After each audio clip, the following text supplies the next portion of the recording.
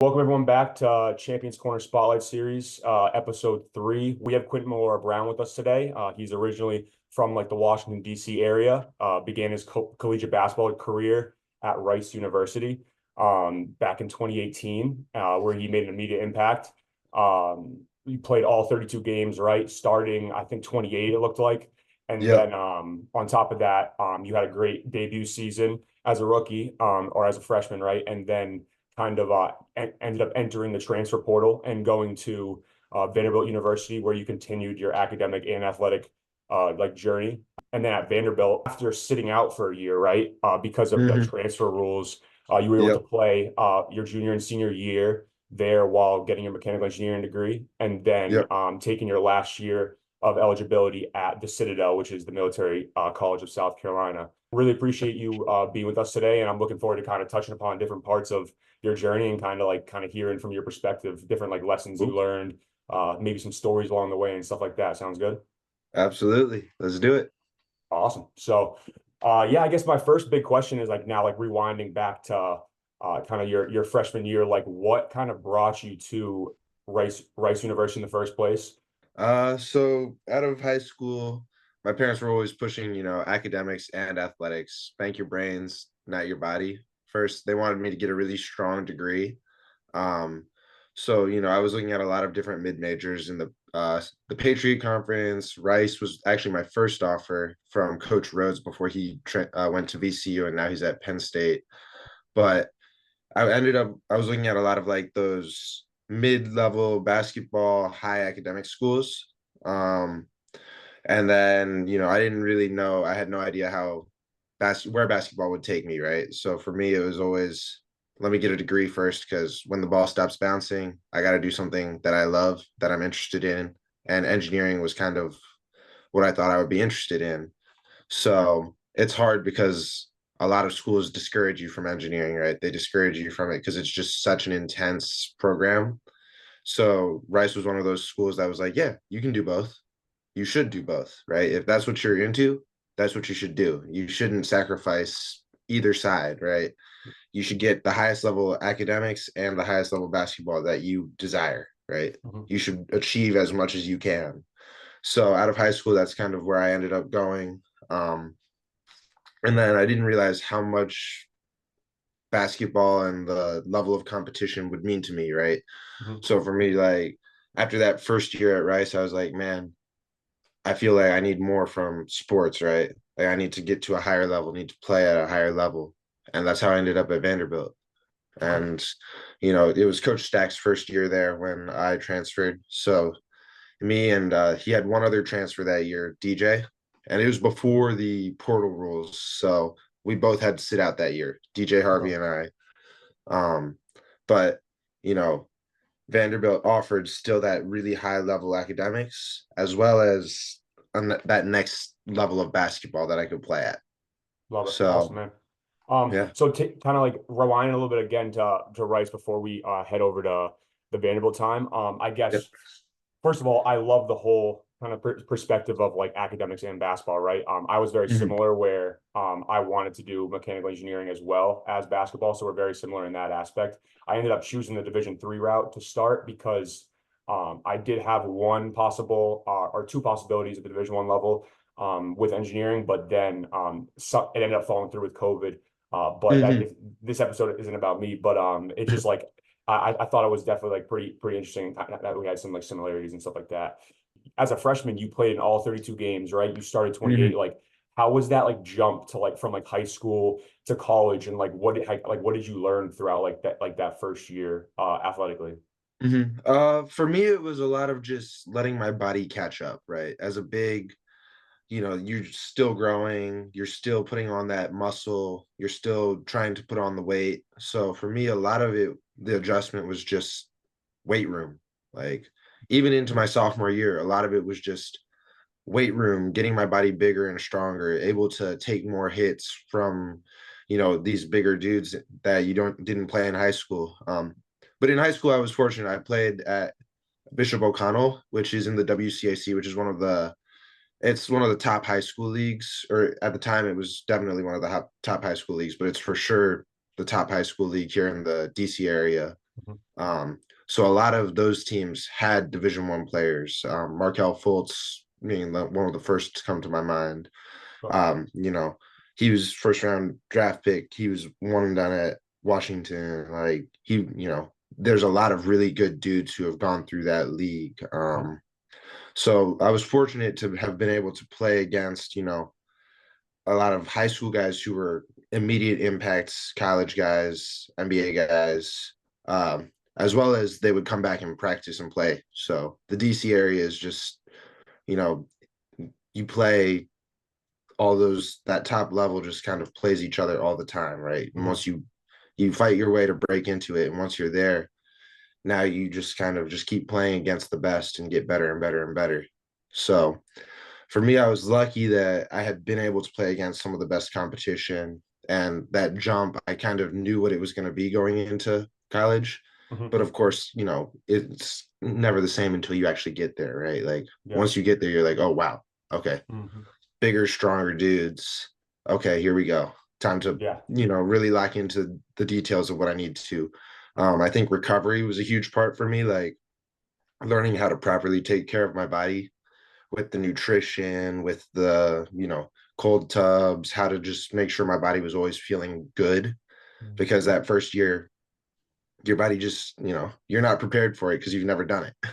Yeah. So, a 30 game season, 31 game season, 30, it just gets to be a long time to playing. And because you start in the summer, you start in June, it's different. Like playing June to March instead of the high school where, you know, November, October, in that time frame to February, right? Yeah.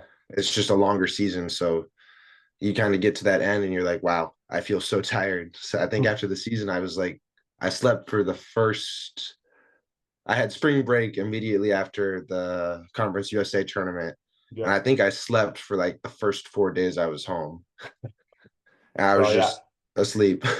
And I was gonna say, my kind of taking the step up to the Division I level, right? Like my last year of college, that's definitely Mhm, something I noticed. I think like you said you highlighted two biggest things that I noticed too, right? And this was me as a grad student. Never mind, you mhm, you learned this as a freshman, right? Which was the physicality, like getting your body ready to take the bumps, especially when you're in the paint constantly mhm. battling those guys. Yeah. And on top of that, then like you said, the like learning your body, learning, all right, how do I get my body prepared, like when the lights are Mhm. on, like and to be feeling good enough to perform, right? Yep. Especially Yep. when you're playing all these games as a freshman, it's not like you're just playing like a couple minutes here and there, like you're playing some significant minutes. So I bet Mhm. that was a learning process for sure. So Absolutely. Yeah. what are your thoughts? Just another like just random thought slash question right now. What are your thoughts on like contrast therapy? I like it. Okay. I always was a fan of it. The hot tub, cold tub at Mhm. Rice, they had them right side by side. Okay. So our strength coach, like on our recovery days, we would do them, every now and then. It wouldn't be like if we ever had like a 2 day off, Mhm. we would come in the day before and different guys would do different things. He would have some guys doing a long cardio session. He would have some guys doing contrast in the cold tub, hot tub. He would have some guys doing strength. It just depended on what you needed. But I've Yeah. always been a big fan of the contrast, hot tub, cold tub. Love it. Yeah, me as well, man. I love that stuff. I've told people I'm gonna have a sauna and ice tub at my house whenever I start settling down Uh, someday. It's like that's like a non-negotiable for me. a cold plunge sitting right outside next to your hot tub Oh yeah, or a let's get sauna. after it. Or I was gonna say saunas are big too. So yeah, Sauna, man, yeah. it's you gotta love it. You gotta love it. All Yeah, right, absolutely. so now let's kind of like transition a little bit to we talked about Rice a little bit and all that. Now let's kind of move on to kind of that transferring to Vandy, and but you had a full year, right, where you Mhm. didn't play in any Yep. games. Kind of take me through that year a little bit and kind of were you kind of thinking more long term and like focusing on academics and your body to like prepare yourself for like the like SEC play? It's obviously going to be another level. Absolutely. That year was, I would say, like the year I felt like I did the most just grinding into like everything, into just personal basketball. Obviously, when the team's traveling, you're not traveling, you're just at school doing work, no one's around. Mhm. But our strength coach would send us, here's what I want you to do, right? And it would be like a long run or it would be a this is your weight program today, or this is your whatever. So and then you go and get tons of shots up on those days too. So it just was that year I tried to push really hard in the academics to try and get a little bit ahead. But then of course COVID hit, right? So that year was COVID. So it was a really interesting kind of time frame. The first summer and fall were like just a lot. You Mm, know, I was always tired, always working, staying up late, but I knew it was kind of an investment into like those next couple of years where mm, it would pay off, right? My body would be good for playing in games. I wouldn't be stressed out by the academic side of things as much, just mhm. doing my best to push ahead, you know. My dad's one of his favorite sayings is always like, put the time in now so you can rest later or enjoy it later, Yeah, you know. I love So that. for me, it was like I was putting in the time, I was putting in the effort so that I could enjoy the payout later. Yeah, Um, yeah, so that first year, and then of course when COVID hit, everyone went home. Um, it was weird because I was like, for me, I was so excited for the spring to actually hit. mm, Because then all the guys would be around. We were starting to do a little bit more stuff as a team. mhm. You know, you get to like that midpoint of the season and you try and do stuff, but you're tired. Yeah, Everyone's tired. They just want to go home and sleep. yeah, yeah, But you know, I was thinking like, man, this spring was going to be great. Because of course you have a lot more fun in the spring. You're just playing pickup with your team. You're just hanging out, right? There's yeah, not the same pressures of the season weighing on you the same, right? Like, you know, like, okay, we're prepping to win next year, but your team isn't even built until the summer, right? yeah, You have your freshmen who are going to come in. The spring is all about you. The spring is all about having fun with your team, building, you know, building up. And that's part of the summer too, but just different focuses, right? yeah, You know, like you're not going to go as hard in the weight room. You're not going to go quite as your body is in recovery mode, right? hmm, You're going to do recovery lifts. You're going to do fun lifts, right? Where they switch it up on you from time to time. yeah, Um, but you know, with COVID, then it was just back home working out. It felt like way more of a grind because it's, you know, when you're just stuck at home, it's like, man, how do I find it? Like you're just trying to find somewhere to work out. You're trying to find something to do. yeah, So getting back in August was really great for I think everyone on the team. Like we were all like, finally, we're hmm, back. yeah, Some type of normal. yep, So getting back junior year after COVID, still weird. We were in a hotel for like 6 months. They put us oof, in a hotel for the season because they did this extended build up yeah, for that year where you had like a really, really long preseason and they split us up. So everyone who's took basically you and your roommate, one of you went to the hotel and one of you stayed in the room. huh, So living in a hotel is really fun for about 2 weeks. yeah, Um, I don't know if you ever had to experience that, but it's great for the first 2 weeks when you can just call for whatever you need. Like, hmm, hey, can I get fresh towels? Hey, can I get, you know, whatever? yeah, And then it's like all of my stuff that I had back at the apartment, I've brought half of it here and I'm just constantly trying to hmm, make sure I have everything I want or need. And like, oh man, I forgot this. Hey, can you bring this for me to practice so that I can don't have to walk all the way over there? Because the oh, gym was our apartment was here, the gym, and then the hotel. So it was like hmm, opposite side of the gym. yeah, yeah. But I got a little bit of a like unique COVID story myself. I think everyone does, right? But yeah.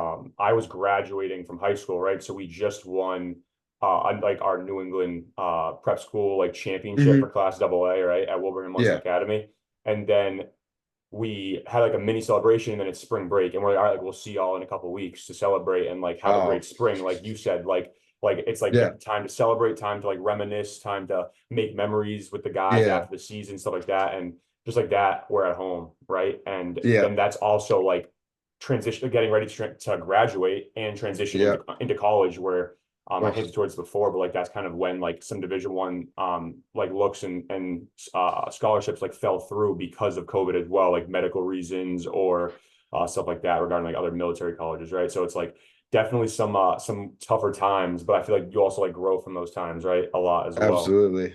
Another thing I wanted to ask you about with like that. I know you know how you were mentioning the whole like the long-term focus for kind of taking that sophomore year to for yourself and to like transition to like SEC conference stuff.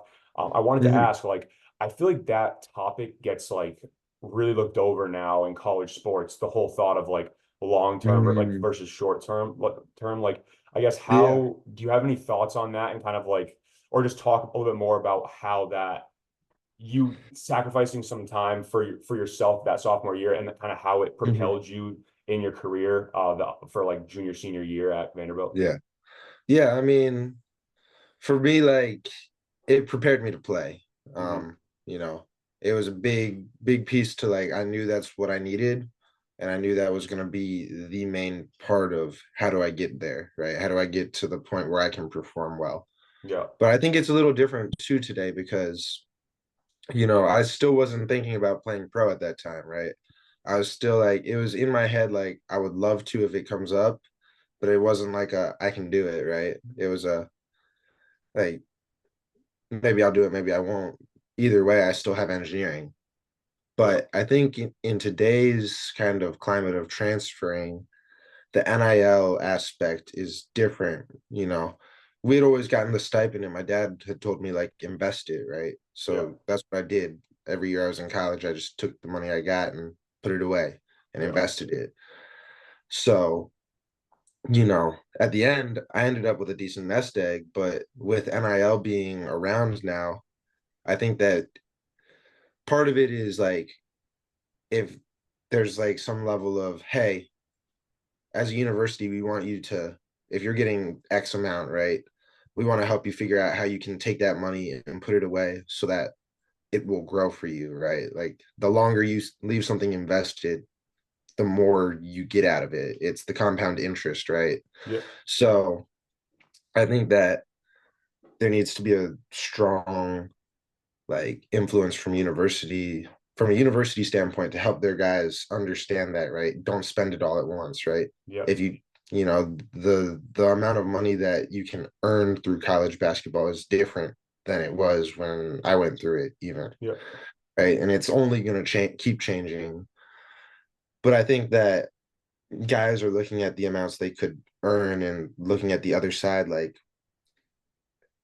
it's a different nest egg that they're looking at, right? It's a different amount they can earn off of their playing career in college. Yeah. So for me, like I get it. Like, why wouldn't you go somewhere you can get 50 to 100,000 in a year, right? Yeah. And not have to actually spend a dime of that Hmm. 50 to 100,000. Right? You pay your taxes and then now you're just playing with house money. Like Hmm. put it in investment that will compound, get 10% interest on that every year. And if you just let that grow, you'll have $1 million in your bank account before the time you turn 45 if you're really smart about it, right? Yeah. And the real question is, right, like, how to get those resources for people like these ball players that are 18 to 22, right? Because it's Absolutely. real easy to go the opposite route, right? And just want to Hmm. spend, and you're not educated. If your parents don't educate you on how Hmm. to invest like yours did, right? Like Hmm. that brings up a Yeah. whole nother level of a comparison game where Yeah. players are just it turns way more into a business, right? Which I know Yeah. some college coaches and teams are struggling because of that whole business aspect, rather than and it turning very individualistic, rather than the whole like team Hmm. atmosphere, like culture, that building type of Hmm. college teams that like are like all the old school teams, so Yeah, absolutely. Absolutely. And not everyone is fortunate enough to have a figure in their life who can tell them, hey, this is what you should do with your money. Right. yeah. Obviously it's your money, but this is the best route for you in the long run, you Hmm. know. And I think that that part is lost too from that personal aspect of college coaching due to this NIL. Hmm. Well, to a degree, like coaches are like, well, I'm paying like the players getting paid to play here, right? Like it's more of a employee employer type of view than a coach like mentor and mentee view, Yeah. Yeah. right? Like, and you if you're only expecting them to be there a year, right? Hmm. it's different. Not every coach can get through that. Like they're here for a year, but they're a friend for life, right? Yeah. Right. Some it's really just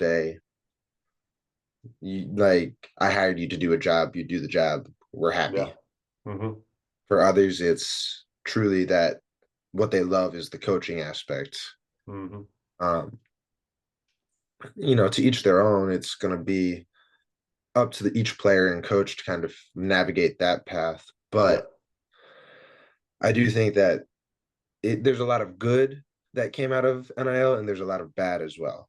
Yeah, no, so true. So I really think the whole like mentor mentee thing is a great point because it's like I think a lot of coaches that go into the game for college sports, in my opinion and in my time, like they love the whole aspect of teaching and leading young adults and like Mm-hmm. transforming them into like a young man or a young woman, right? And it's like Absolutely. in some ways like NIL where there's a lot more bouncing around, there's a lot more selfish versus selfless focused things. Mm-hmm. Like I can see how some people could definitely lean towards the route of like, wait, so now we're not gonna help these kids become young adults.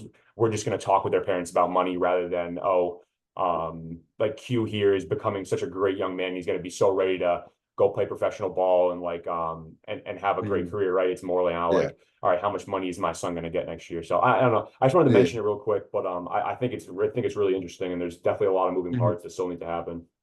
Well, and I think that it's hard for like younger guys to wrap their heads around what is a life-changing amount of money, right? Yeah.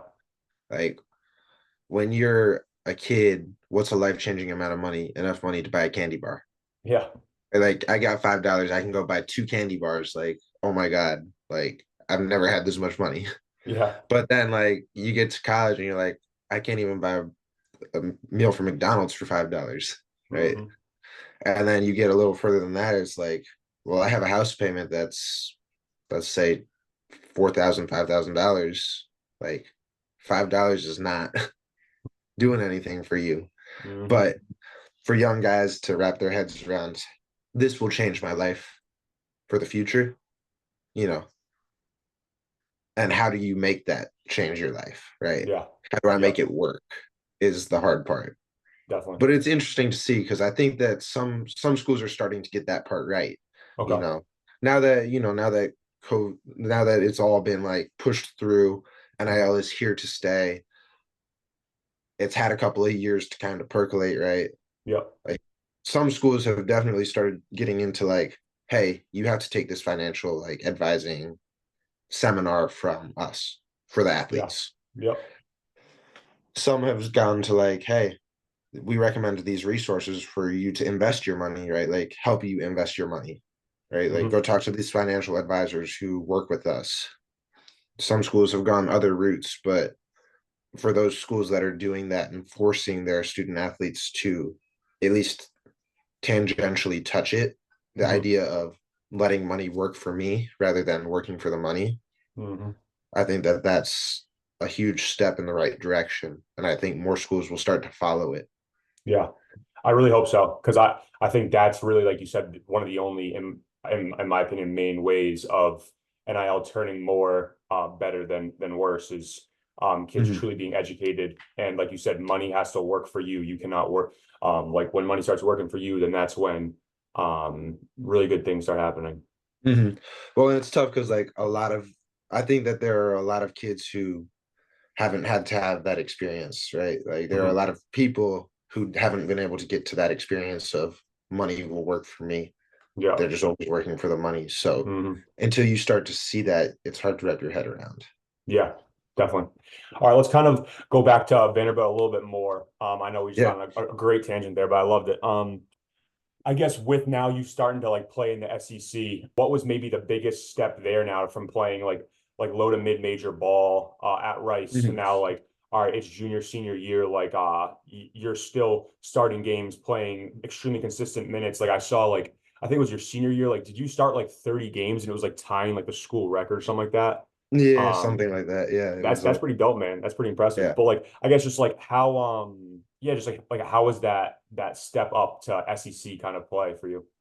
I think that it was seeing like how good everyone is at what they do, right? Like everyone has their niche, their role, their where they actually contribute the most, right? Like you have your shooters, you have your box out guys, you have everything, right? Like, but guys got so good at their little box, like it's Yeah. like I can't like all the little details that you start to learn, like offensive rebounding, defensive rebounding, boxing out, like just and that was, the coaching staff too, like teaching all these little details, like it's like the game within the game, there's always more to learn about what you want to learn about, right? Like Yeah. you can always get a little that next level of depth.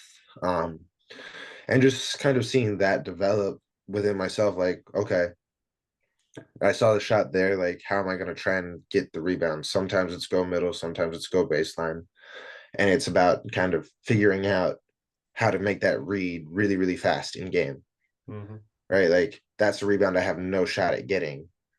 How do I like force just enough pressure to slow them down so I can get back on defense, right? Like things like that. Like what are my what are the weaknesses that I need to shore up? But how do I just polish what I'm really, really good at? And I think that those are really big pieces for me. I think that there's a aspect of like I needed to develop, and I didn't develop until a little later after when I was at the Citadel and then partly this year of like basketball is oh so without fans you don't get basketball, right? So like making those plays is also just as important than like being a winning player, right? You also Hmm. have to attract fans. If you're not attracting fans, you have no income from a basketball standpoint as a Yeah. career, right? Like Hmm. you got to, people go to watch LeBron, people go to watch Curry, not because they're winners, yes, but because they're fun to watch, right? Yeah. So, for me, it was always about just making the winning play, whether it's flashy or not. And I think that learning to be willing to take some more of those shots, take a few more risks, because hey, if I get the ball, it's great, and if not, it's okay. I can make the recovery on the other side. Hmm. Was an aspect that I missed out on. Hmm. But just for me, like seeing that, like people developing their niche, right? People polishing it and making it so, so, so good. Like Tyron, downhill driver, lefty. No one, you can't stop his little left downhill. Like no one could do it. Ezra, lightning quick. Like Hmm. Scotty, just great basketball IQ. Just everyone just finding their spots. Aaron Neesmith, shooter, lights out, right? Yeah. Everyone found their niche and then they got so good at it that you just reach that next level. Yeah. And So I that's what think that makes was up a really, team, right? yeah. Like that's ultimately what makes up a team. That's what makes college ball like such a like one of the best Hmm. sports, like the in my opinion, the best sport in the world, where it's like Hmm. coaches just like putting the puzzles together of all right, what roles are each one of these players gonna master, and stuff Hmm. like that. Well, and it's also, I think, because you have younger guys, they haven't had tons of years to develop and become like LeBron is, become Hmm. like Giannis, become Jokic, right? Where they've had so many years developing, like their game is a lot more complete. That whereas college guys, they have their areas, but the complete game is still developing, right? Yeah. And it's fun to watch year to year. Like you see a freshman come in and oh, he's a really good shooter. Then the next year, oh, he gets downhill kind of well. Then the Hmm. year after that, oh, he's also dunking on people now, right? Like each year you get to see those guys develop their game in a different way than in the pros. I love how we talked about a bunch of like unique things within your kind of journey at Vanderbilt, right? Like I was kind of Mhm. expecting like going into this, like we were just gonna be talking I don't know, just more like big picture stuff. But I feel like getting down to like mastering your role on a team, like the NIL stuff, playing SEC ball and kind of like finding that niche with you being a rebounder, a dominant big, an anchor like for the team is all big time stuff.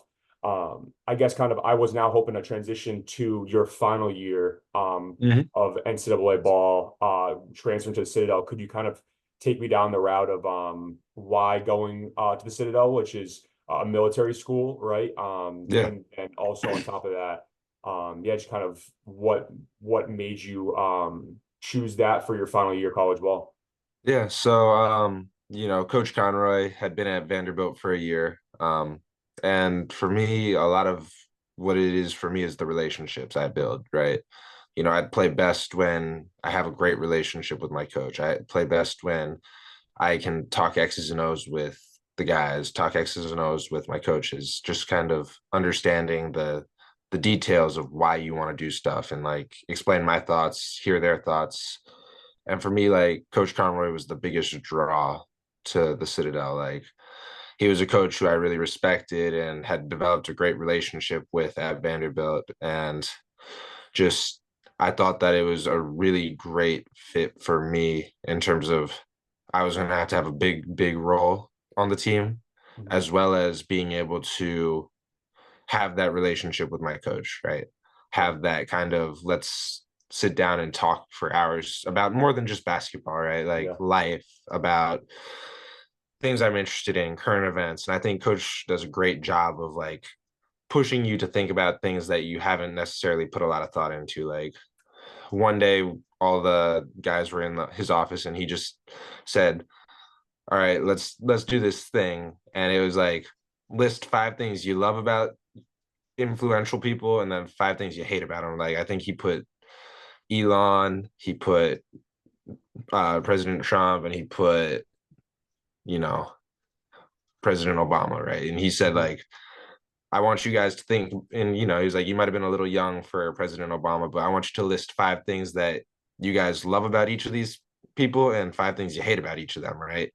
Okay. And it was to challenge us to be like thoughtful in our, and really reflective of, what the experience we have in the world is. And each of us shared it with each other. And it was like everyone came out with very different, you know, thoughts of like, oh, well, maybe I wasn't seeing it from their angle, or maybe we were all in agreement about certain pieces, right? Mhm. But by doing that, like it wasn't anything basketball, it wasn't anything X's and O's, it wasn't anything, that necessarily we thought we were going to walk into his office and be talking about.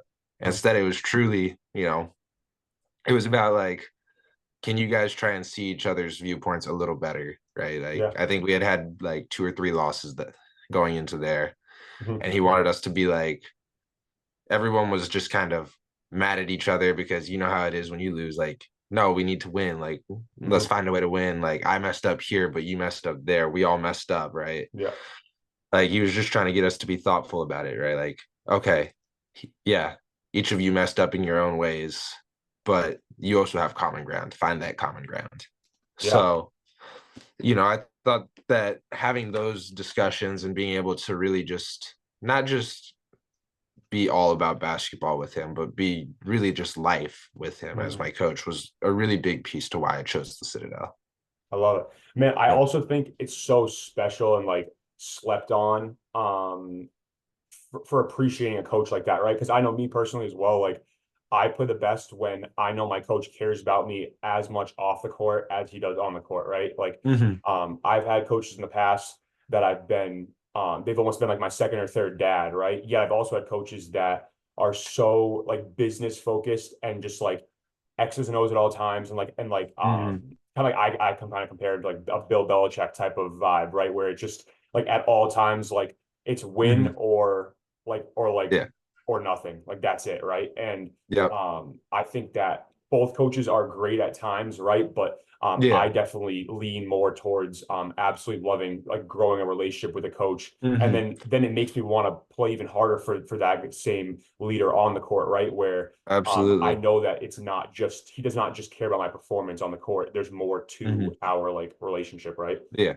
Yeah. Well, and it's not just like it's also the energy too, right? Like Hmm. you just get a good energy like with them. Like when you know they care just as much about what happens to you.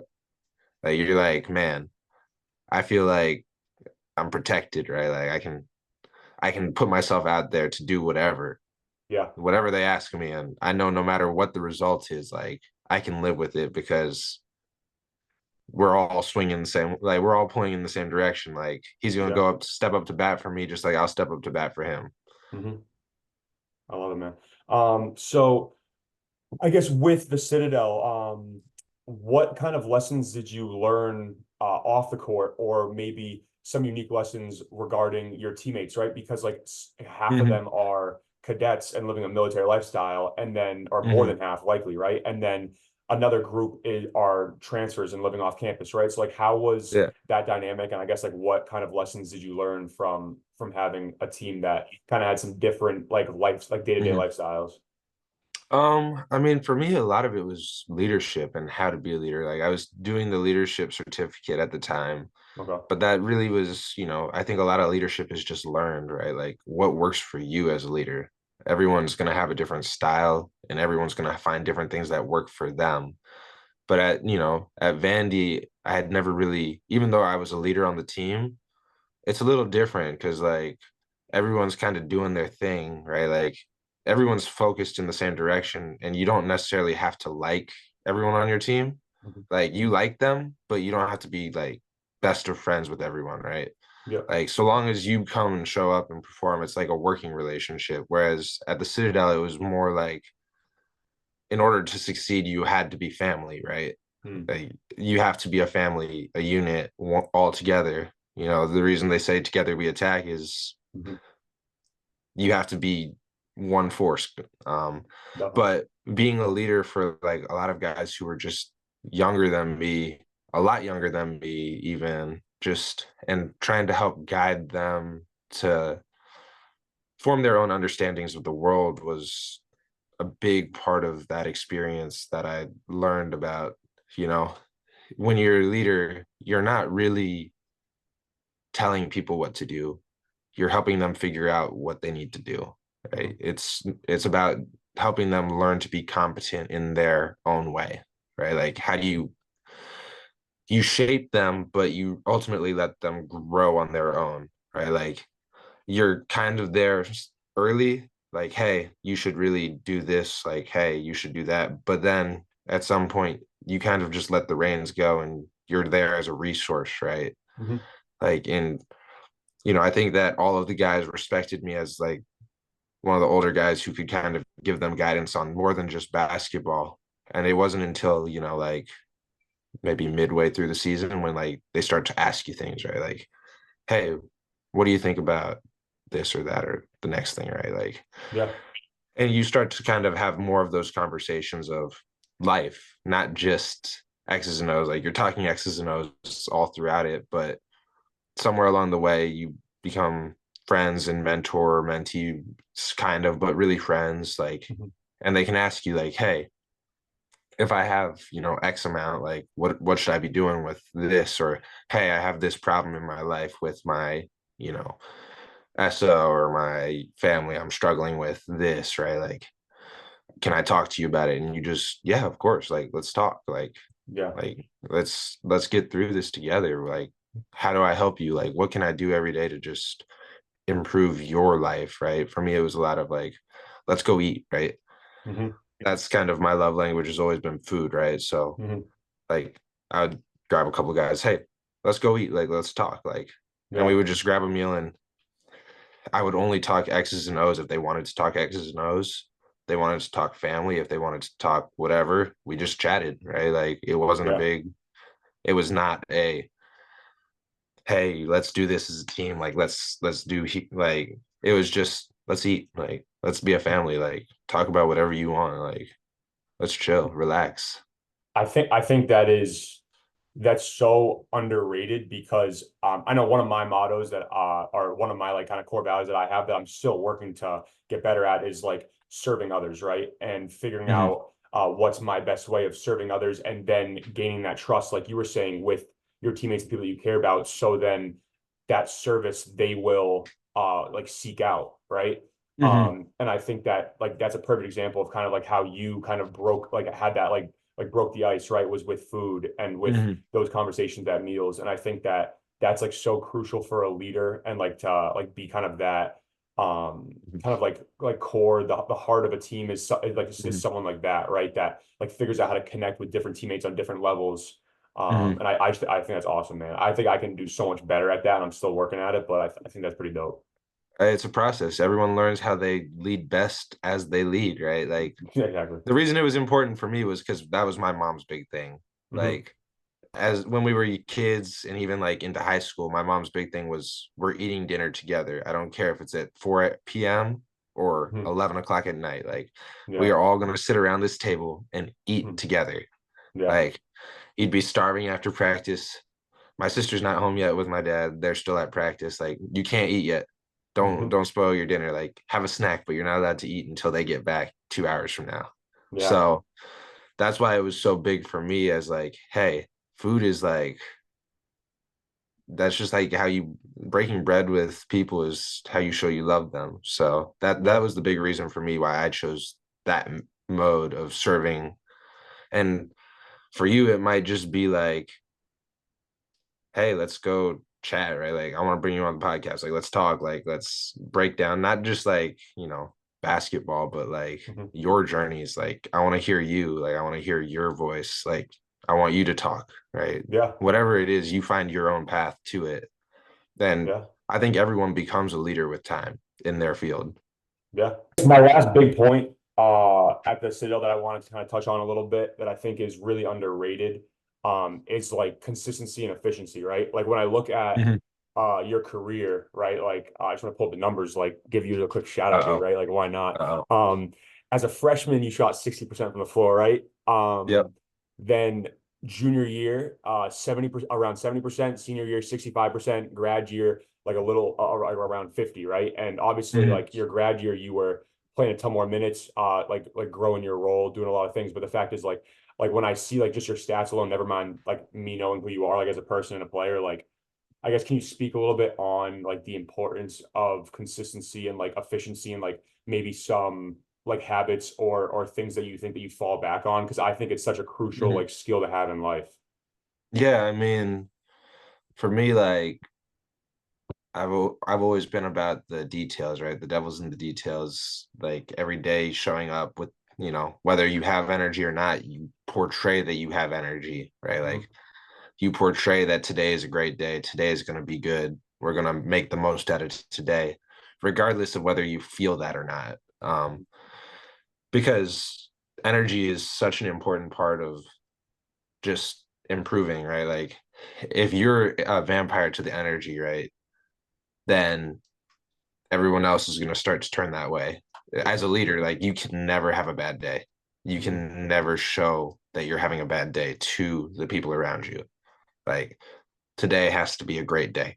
Yeah. Then that's kind of my mindset, regardless of how I wake up feeling like today has to be a great day. Whether I want it to be or not, it has to be a great day. Yeah. So, by trying to be consistent in that, right? Like today is a great day. We're going to have a great day at practice. We're going to have a great day in life. I think that it keeps me very positive. Yeah.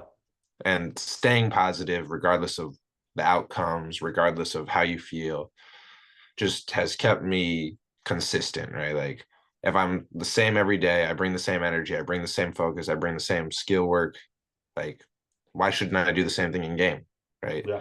Like the shots I make in practice are the shots I should make in game. Like Hmm. it should never feel like a stretch, like a difference. So for me, it's always been about being as consistent as I can because if I'm consistent on the court for all my teammates, they'll feel more consistent. They'll feel confident in, okay, regardless of what's happening for me, I know Q's going to be consistent on defense. Q's going to be consistent on offense. He's going to set great screens. He's going to get rebounds. He's going to get stops. He's going to make that play, take a charge, whatever it happens to be. Hmm. And then it lets them play more confidently, Yeah. right? And when you're more confident, you make less mistakes, right? Hmm. It's that kind of it might not necessarily feel like it should be true, but when you're confident, you just play better, right? Like Hmm. even if you don't even if you're not feeling like you're playing well, you're playing confidently. Hmm. Like confident dudes make a lot of mistakes, but it doesn't look that way on the court. Yeah. Yeah. And So how would you say that like that consistency on the court, like did you kind of fall back on consistency like off the court as well? Because I know like that's Mhm. a big thing for me is like falling back on habits off the court where I feel like then my Mhm. mind's way more clear to prepare for being on the court. Yeah, absolutely. Like just kind of trying to I say this all the time and it might not be the best way to do it, but like I like boring. Like I like a boring day. Like I Yeah. like to wake up and just know what the day is gonna be. Like that's okay. I don't have to worry about any surprises. Like Hmm. if I know I'm gonna wake up, I have practice at 10, I wake up at 7, have breakfast, leave the house 8, warm up for an hour before practice or whatever, relax, and then be ready at practice start time to end. And then after practice, eat lunch, do some work, go to have dinner, play some video games, go to sleep. That's Hmm. like the ideal day for me, right? Like as boring as it gets, right? I loved the summers at Vandy because it was like 6 a.m. We're gonna wake up and lift. Hmm. I'll either shoot before or after that session, then I'll go eat till relax, have lunch, practice, relax a little bit more, come back and maybe we'll play pickup or shoot, and then go to sleep, right? Like, and Yeah. that was every day. Yeah. Like for me, like that was when you get better, right? Like when your days get really, really boring and you're just doing the same thing every day and it feels like, man, I'm just hitting the wall. Yeah. That's when you're really polishing your skills. Hmm. And that boring but consistent energy is kind of what I love.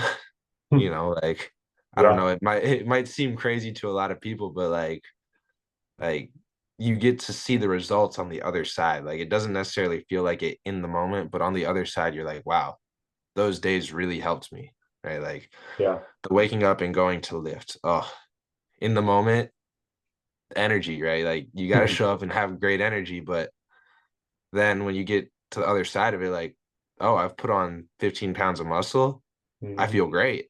Yeah. Yeah, Or it's really like, like it's like falling in love with the process, right? Like that's how I yeah. think of it. It's like really like stacking those days. I always think of it as stacking days, Hmm. falling in love with the process, and then Hmm. just like you said, that positive energy is so crucial because if you're not enjoying what you're doing, then that's like all the negative energy is gonna suck the life right out of Hmm. all the energy and everything that's Yeah, all like the positive vibes, right? So I absolutely. think those are by far like the three biggest things that come to mind for me. We touched upon Rice, Vanderbilt, and now the Citadel. That's like your college journey. Now, I didn't even mention in the intro. I didn't say my last sentence, but you do play professionally now overseas, right? In the Philippines. Can you kind of talk about, and now you just concluded your first season, right? Am I right? Yeah, so that was actually like in the Philippines, you get an extra year of college, but Okay. college is like the professional world out there. Like Got it. it's more people watch college than the pros out there. Hmm. For me, it was kind of like a step to get my name into the Asian market, just right. Okay. So ideally, I could play in Japan next, but for me, it was like that. How do I advance my career the most here, right? Like, Mhm. and the Philippines was the best choice for me. So I ended up playing a year at UP, University of the Philippines, Okay. because I had an extra year, right? Like I had an extra year to play, so I was like, I'll play an extra year. Why not, right? Like if it's a Mhm. great step for me athletically, let me do it. So it's very different out there. Like Hmm. the basketball is just very different in terms of pace, in terms of how they want to play.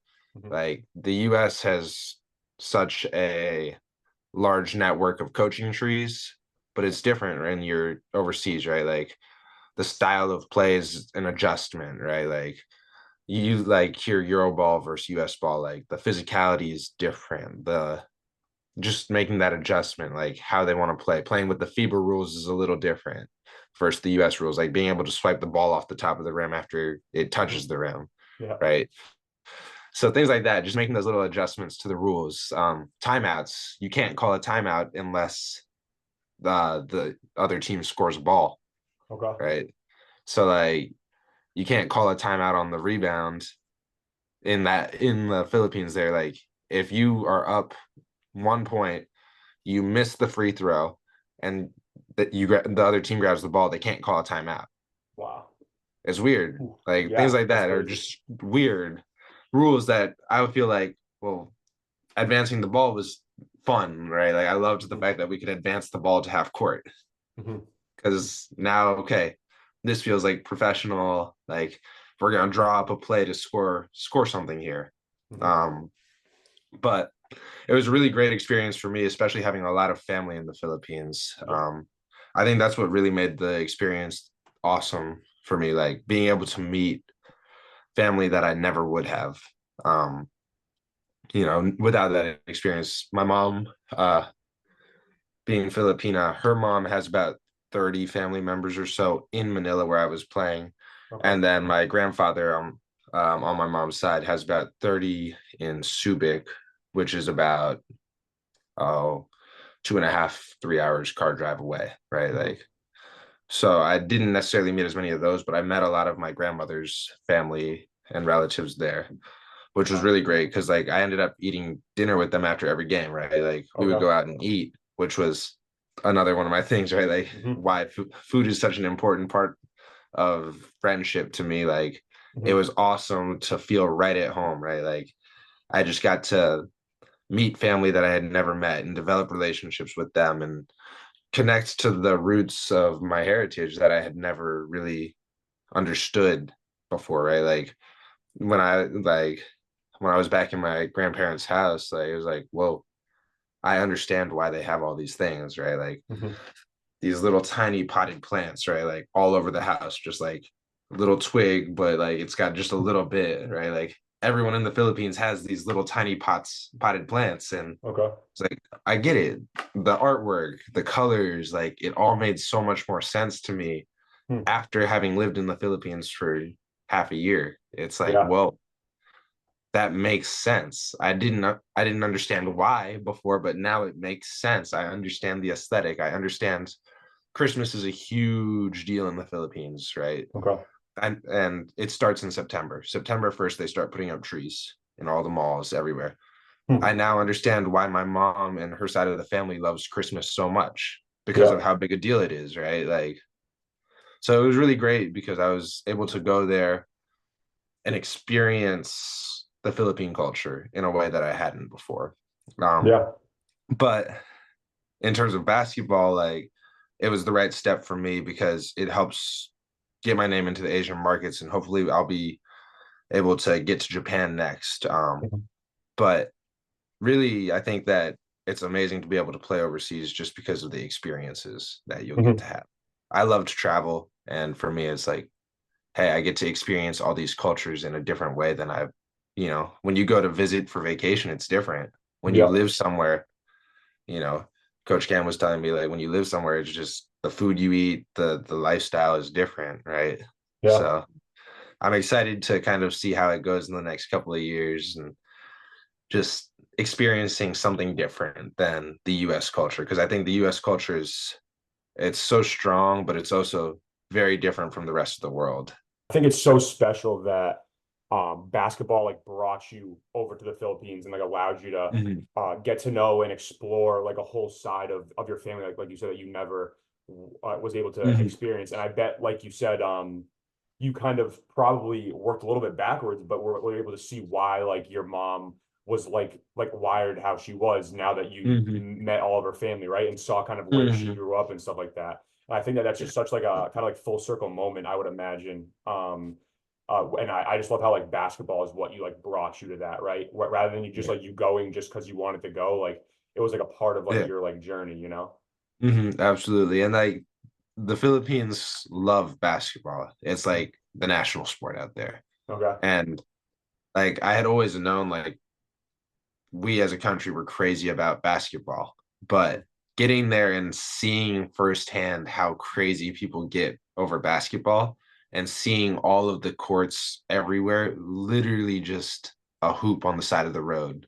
Mhm. Like, and at night they put ropes up and like block off the road so that people can play basketball on the hoop on the road. Like, I was like, I get it. I get why basketball is so loved. It's in Metro Manila where there's not a lot of space. You just need a hoop and this much space to play. Mhm. But B, they're playing in sandals everywhere. Like you're in your sandals, just people are hooping. Yeah. Jersey, sandals. shorts, the cutoff shirts, Hmm. everything every night. Like they'll throw on one light. It doesn't matter, bright light, little light, lamp light, whatever it takes to play. I'm Yeah. like, this is amazing to me. Like it's literally just ingrained in how you grow up. You grow up and you play basketball. Like, Hmm. and that's why it's so loved by the country. Just like everyone plays basketball, everyone knows somewhat how to play. And Yeah. that you just that's what you do in your afternoons, evenings, Hmm. especially because it's so hot during the day, you have to play at night. Would you say that now that you've played in the Philippines, does it add like in some ways like more of like a why for like why you love like basketball so much? I guess like has it like added to your like basketball identity? Definitely has added to my basketball identity. I would say like it's given me like a respect for like just kind of seeing like how much love basketball can create. Hmm. Like that's really like been awesome. Like for me, just the respect of like, wow, like everyone like can connect over something that we all love. Like we all have this common love of basketball, right? And it Hmm. doesn't matter who you're talking to, like if you can pick up a basketball and pass it back and forth with them and take shots, like you're friends, Hmm. like your buddies out there. Hmm. And just seeing how it brings people together has been something that I'm like, wow, I love that aspect of basketball. It doesn't take a lot to be able to play, but then the way it can bring people together, bring communities together is amazing. Yeah. Wow, man. No, that is so powerful. I love that. That definitely like you even like opened my perspective to the game just from hearing like living vicariously through you. So that is so dope. That's really Let me dope. see if I can. I think I have a picture of like one of these little side hoop courts. Let me Okay. see if I can pull it up because it's really like when you see it, it's amazing to see. Yeah. It's like, oh, that's why. That's why they love it. Hmm.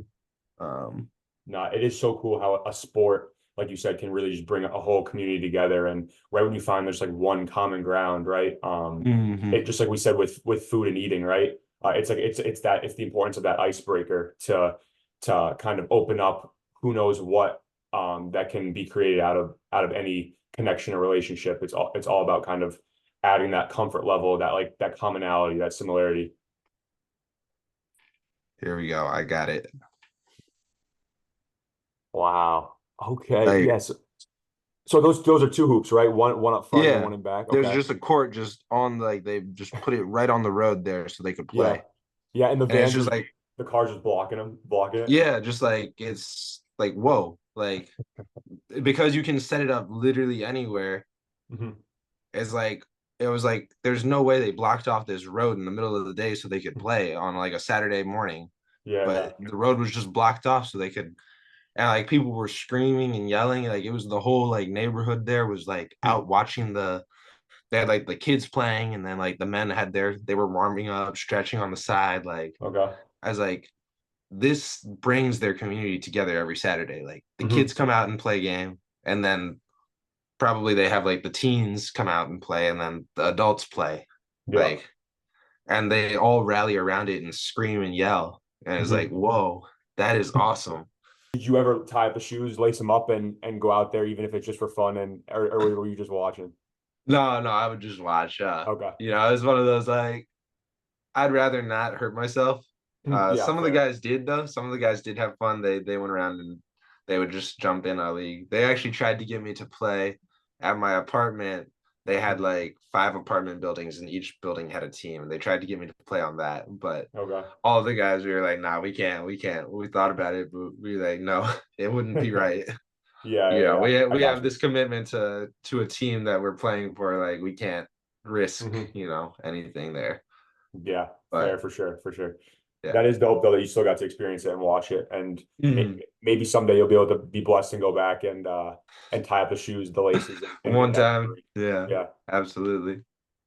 awesome, man. So I have just one last question. It's always like the final question of every podcast here, where yeah, I'm just gonna read it off and kind of give you a chance to answer it. And I just love hearing the all of our different guests kind of how they like choose to kind of like the route that they go with this question, right? So the question is, at Champions Corner, we explore themes like self-growth, resilience, discipline, consistency, and the importance of showing up and being present throughout life.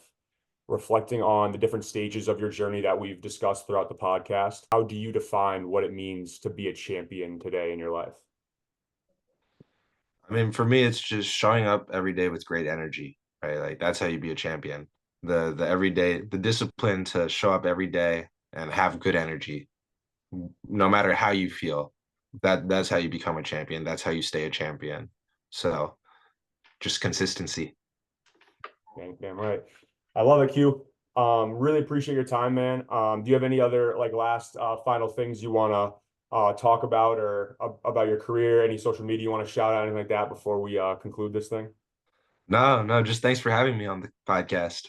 Yeah, man, definitely. Appreciate you as always, Q. And yeah, have a great rest of your day, all right? You too. Appreciate it.